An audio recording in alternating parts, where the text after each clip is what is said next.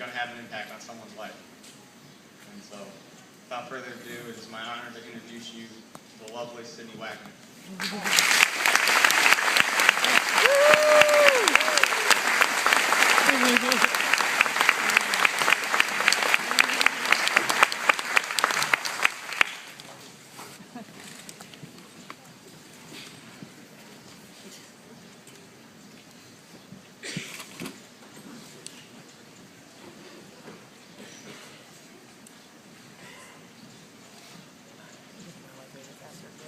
I know. Take her hand out.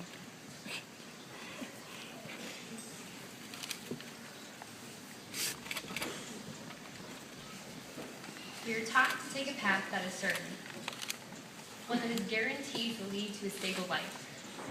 To most of us, uncertainty is a scary thing. It means we're unprepared for what is to come, for what the future holds. We do what we can to alter this uncertainty. We throw away our true passions for things that are more palatable for the rest of the world. There's a movie that I just watched last year that reflects this thinking very well. It has made a serious impact on my own life and has on others who have watched it as well. The story, Life of Pi, is centered on a young boy by the name of Pi who has grown up in a family that owns a zoo in his home country of India. Suddenly, his family and the zoo animals aboard a Japanese cargo ship that is bound for their new home, Canada. Along the journey, the boat encounters a storm that sinks the ship, killing all people and animals aboard except for Pi, an orangutan, zebra, hyena, and a Bengal tiger that has the name Richard Parker that managed to make it aboard a lifeboat. For days, the animals kill each other off, one by one, until only the tiger and Pi are left. At first, the two fight for space on the boat, but eventually they begin to rely on one another for survival. Along their time at sea, they encounter an island they find to be uninhabitable due to a carnivorous algae that succumbs the island as the tide arrives every night. Once they realize they cannot stay, they spend the remainder of their 227 days at sea, starving on the lifeboat until they reach the Mexican shore. As malnourished Pi crawls from the boat, the tiger takes off in the jungle, never to be seen again. Pi is then brought to a hospital where he tells a Japanese official the extraordinary story of what happened to him while he was on this boat. Once he concludes his story, the officials tell him it's too unbelievable, that they really want the truth. Faced with this pressure, he makes a completely new story, one that could be believed by the masses. This new story lacks the fantastic feel of the animals in the island. The world we live in has difficulty believing in things that they cannot see or cannot foresee. Although the world may not see or understand what you do, you can do or believe in anything that you want to. If you love to write, become a world-renowned author. If you love to play music, become a rock star. If you're creative, become an inventor or a painter. Do what makes you happy, and do not settle for what just seems reasonable or just achievable. And despite what people say, hard work is not always the key to success, as difficult as it is for me to say that. There will be instance after instance when you work endlessly to achieve something and still fail. So believe it or not, but luck does exist. It will work in your favor sometimes, and other times it will work against you. So if you want the best results, put in a lot of hard work and hope for a little luck, and you'll be well on your way. They work in combination with one another. If things do not work out after you put your all in, then do not quit. Success will greet you when it is your time. This concept is very difficult for me, and I'm sure many of you to understand. Failure is something that I'm not personally comfortable with. I hate it more than anything. And sometimes defeat is inevitable. There's no way controlling the outcome of situations, and you must let go and let the pieces fall into place. Trust me, if you have enough faith, things will work out. Now you can put your faith into anything, whether it be your country, your personal hero, mankind, a religion, or even yourself. Believe in something extraordinary and share your enthusiasm with others. And the thing about faith is that it's usually based on something that lacks proof. And once again, requires that you believe despite the voice of the world that yells that you shouldn't. Now here we are, making one of the largest achievements of our life, graduating. It was about 14 plus years ago that we entered our educational careers with Barbie book bags and those little silly light-up shoes that we love so much. Now we sit here, ending our primary educational years with caps and gowns.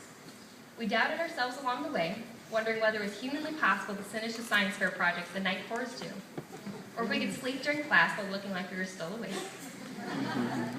And we persevered days in assignments that didn't interest us in the slightest.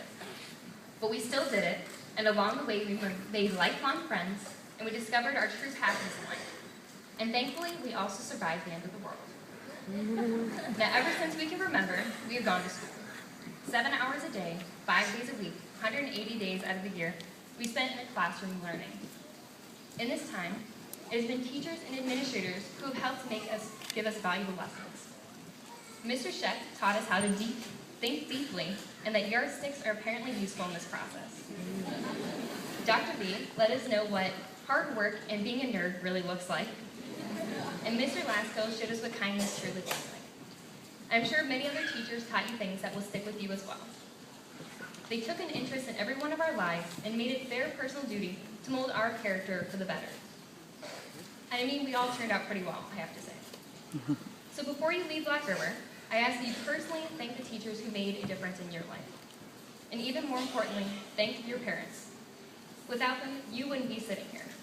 They guided you through the best parts of your lives and helped you up during the worst. My parents are the two people that I can always rely on to believe in me. And they've supported me in any avenue I've decided to take in life.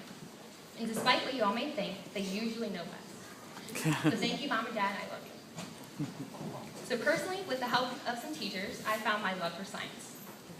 They inspired me to want to understand the world around me and how it functions. And I've also learned along the way that I hate public speaking. And now, ironically, I sit in front of you all making a speech. Now, some of you hate science and love speaking, even though I think that's crazy. But this just comes to show that everyone is their own individual. Everyone has their own likes and dislikes that affect their decisions and choices in life. And everyone's brain functions in its own way. This is a point that the world needs to come to realize.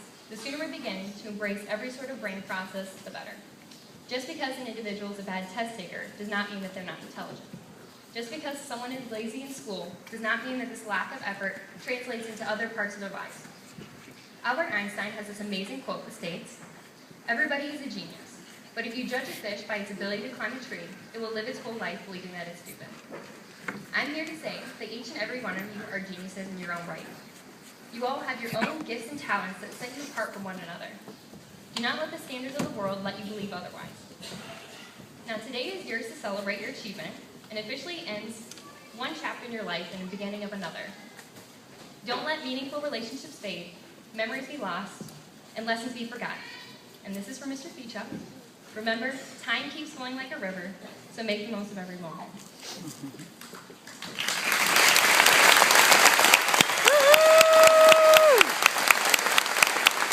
Yay, Sydney! At this time, we're going to have our